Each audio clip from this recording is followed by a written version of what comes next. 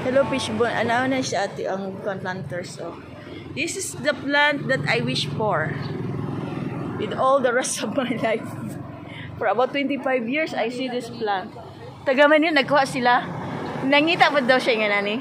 Amazing gani kayo siya to ay. Bago lang yun siya sa Davao na walay lain nagdalaan no. Kamu lang. Oh. Bago na discover. Nagtawag lagi.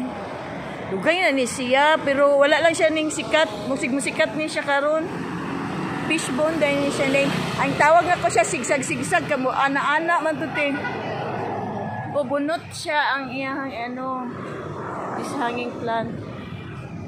See guys how beautiful is this oh. Wait siya og bunot. Pwede ba isa ka bunutan te butangan pa siya bunot.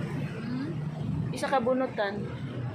Og kani siya ang sikat bag-o katong unsa na plant kay hanging plant.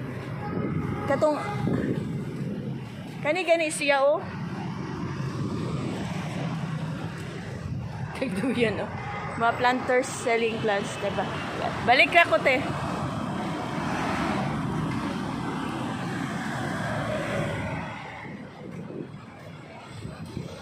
Balik na. May nakita na kasi yung plant na ano. Kalot eh. Nakala mo halinti, mahurot na ni. Siya isa ka eh. Mahurot na ni tayo yung kuan. Baligya. What kind of plants is this?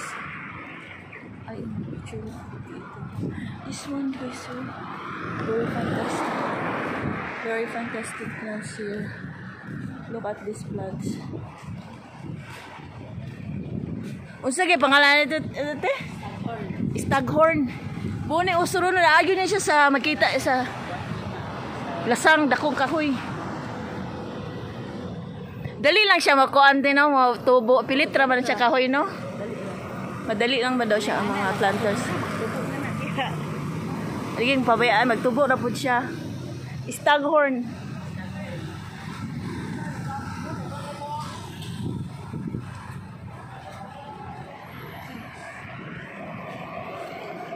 Staghorn plants here. I already see this and I wanna take some pictures of this staghorn plants. Hello guys. Tinitingnan ko lang ilang plants. Nice guys. It's so nice here. Staghorn plants. So big here siya guys. Big. Itanim lang siya sa big tree. Guys, thanks for all watching. Love you all. Staghorn plants.